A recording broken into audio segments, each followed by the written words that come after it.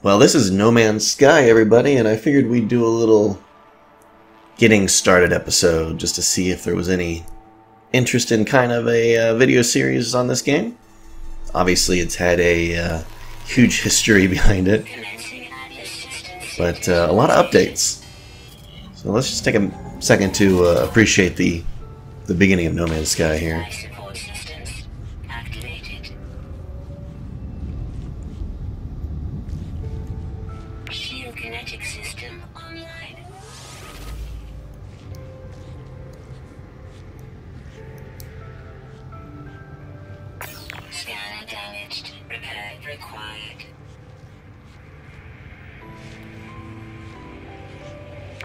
Propulsion jetpack online.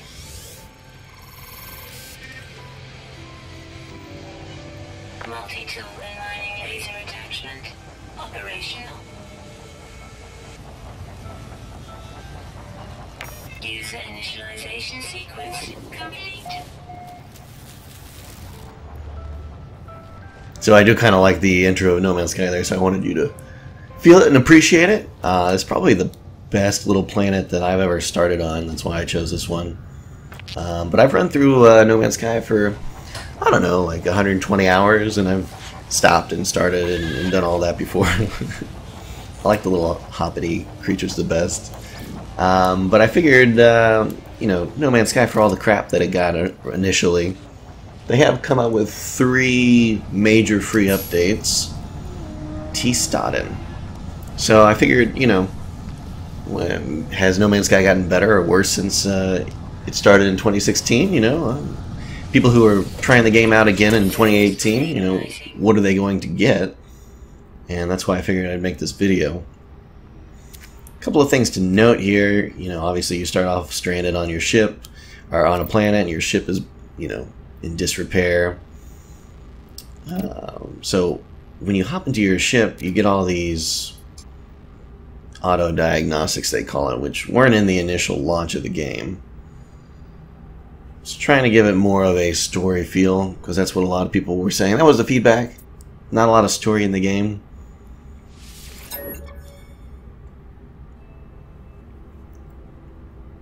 So here we're just pulling up diagnostics. And I don't want to get into anything else until we, you know, work through here. But you can pick, you know, what do you want to focus on prioritizing and fixing, your scanner or your ship? And I always pick scanner, just because that's your tool. So, I mean, if you fix your tool, then you can fix your ship quicker, maybe? I don't know. That's how I always figure it. So, it's kind of going to guide you here and tell you what you need to do and how to fix it. But yeah, we're playing on the normal mode here, and so this is right here is a communication station. So this is something that another player has left, and at the bottom left it says T-Staden began his explorations here.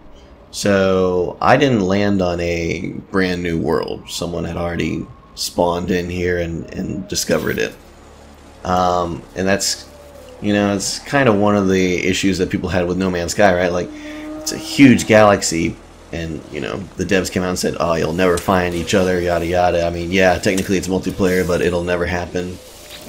And within like 12 hours, you know, 2 streamers found each other, or tried to find each other, but they weren't there. And that just blew everything up, right? So, and I think the cause of that is the galaxy map isn't really circular. The center of the galaxy is really just at a far end of like a, you know, a plane. And all the stars are, you know, between you and the center of the galaxy. And obviously they want to start every player super far away from the center, so it kind of limits the number of planets that people start at. So I feel like that's why, you know, you get this issue where I'm spawning on a planet that someone else has already been first to explore, even though there's 10 quadrillion or whatever planets, right? So right now we are just starting the game here. We need to fix a lot of stuff. There's a sentinel patrolling back there. He will, if you mine too many minerals too quickly, he'll attack you. Some planets, they're aggressive on sight. There's way too many sentinels. Way too many. Everywhere you go, there's freaking sentinel. But you basically repair your equipment just with gathering resources. So the analysis visor, it's going to tell you a lot of interesting stuff. You can scan plants and animals with it. If you you'll get credits for that. If you scan all the animals on a planet, you get a bonus credit. It's quite a lot. It's usually like 250,000 or more credits, but I find that there's always that one species of animal that I just can't find. And I don't know if the game is just like, oh, you have to spend X amount of time on the planet before you get it, or what. But, yeah, I usually don't even bother with it anymore to try and search it, because it just takes forever. Yep, T-Staden, yeah, we got it. So that'll be annoying for a while. So not only did he start on the same planet, but he started on the same exact spawn point, which makes me think that there's only one spawn point per planet. But yeah, so this is getting started. So you'll see in the bottom left, I am, well, let's take a look at the inventory here. You got your multi-tool, you got your ship, and also you got your personal inventory, right? On the bottom left, we're on a cold planet, so the blue bar going down there, that's basically, you know, environmental. And you'll see critical exposure in 3 minutes 52 on the left side whenever you pull up your visor below the temperature. So that's basically telling you how long you can stay outside on the planet before you start to take damage. That's usually not really an issue unless you are on a very, very nasty planet. We're playing in just the regular normal mode. Oh, right here is the Atlas. So they added a lot of language in here on this as well. The Atlas was here at the initial launch, but a lot of this story was not.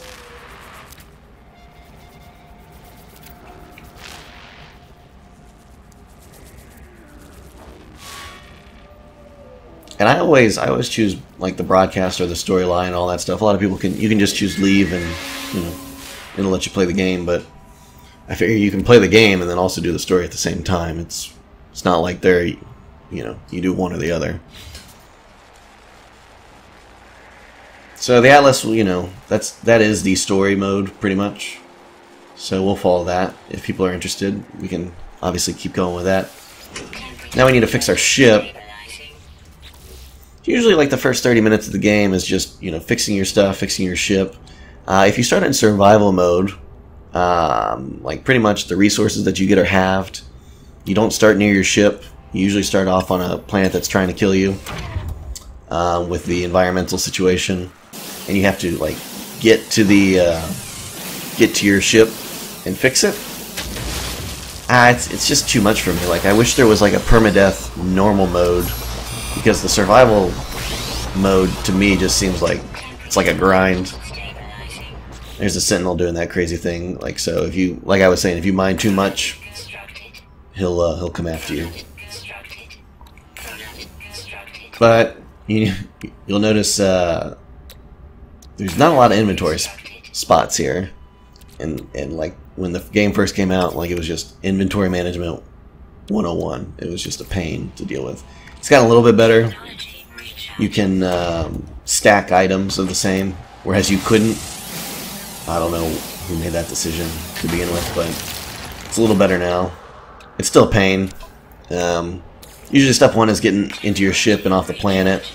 The story takes you on for another maybe hour or so, and then after that you want to find a bunch of drop pods and boost your inventory, just so that you don't have to deal with that every 20 minutes. This guy's really interested in me.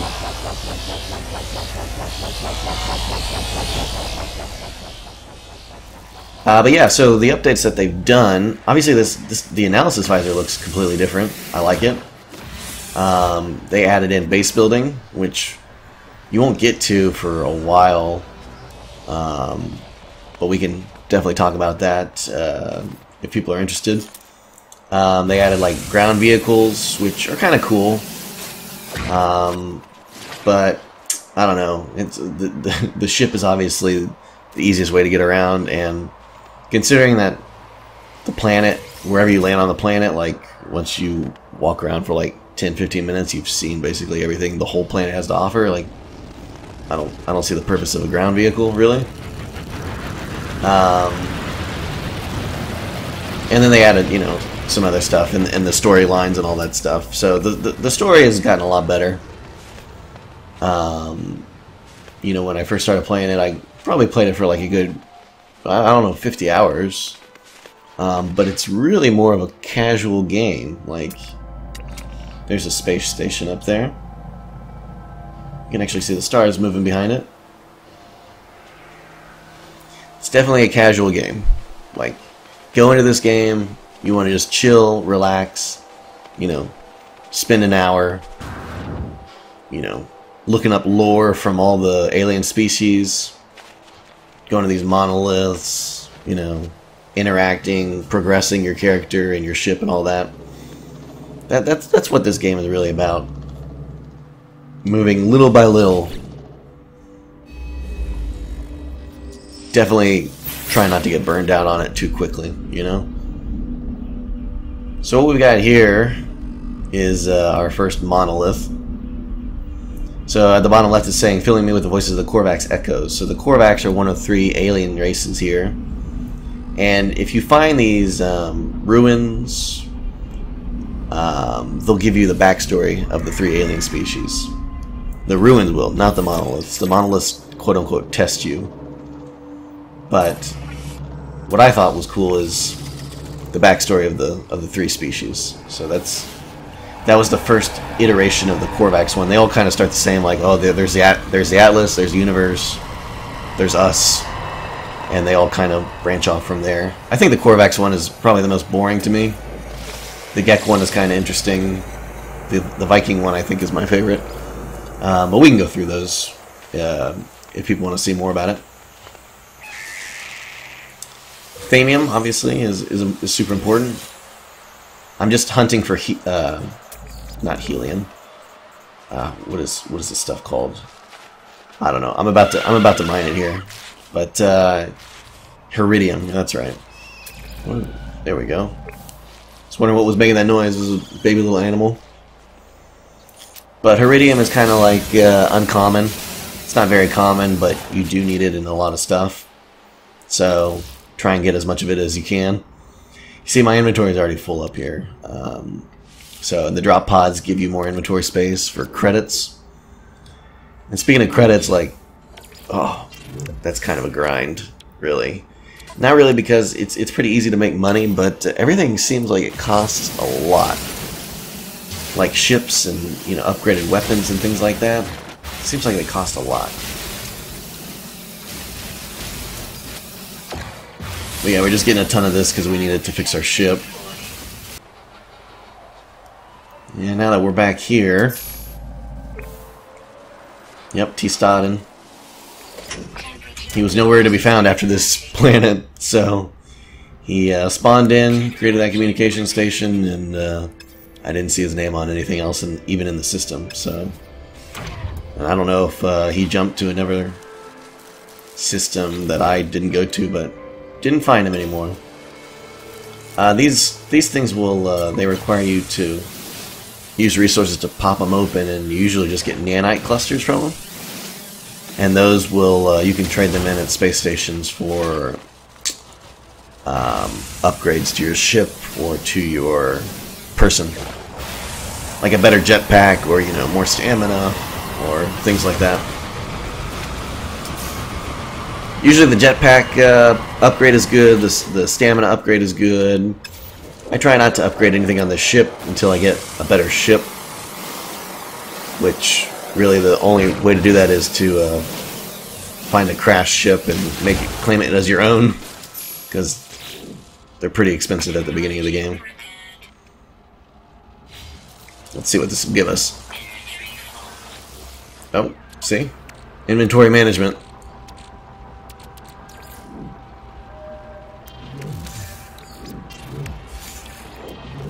I guess that's a good thing for having a ground vehicle too, is you get more inventory. That's the only reason.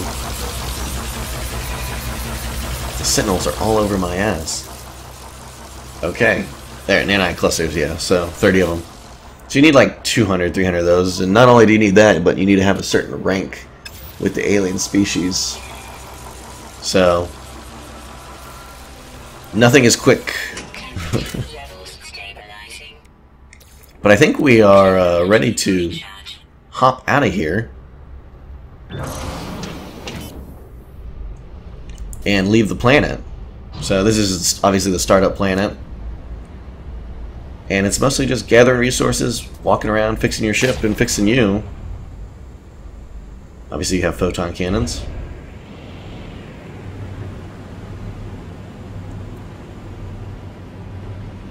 And then once you get off the planet, then you head to the space station. And obviously at the bottom right, you know, the tips, it'll tell you where to go if you know, looking for things to do. And if you don't want to, you know, to just kind of explore on your own. You can see all the little trade routes in the star system, all making their way to the space station. So you can boost with spacebar. And once you're in space, you can go supersonic. There's a fleet out there as well. Which was something else that a lot of people complain about, like, oh, you know, there wasn't enough alien life or whatnot. But I feel like these fleets show up everywhere now, everywhere, literally everywhere. So here's where more of the story comes in. So it's kind of fun. I do enjoy the story. It's better than nothing, right? So I'm just checking where we came from, and there it is. No loading screen. The render distance kind of quality is, you know, not that good, but all things being considered, pretty fun to go from on land somewhere to in space. And there's that procedurally generated soundtrack repeating itself over and over again. But anyways, yeah, that was a getting started to No Man's Sky. If you want to see more of the adventure, let me know. Otherwise, we'll see you guys in a different video. See ya!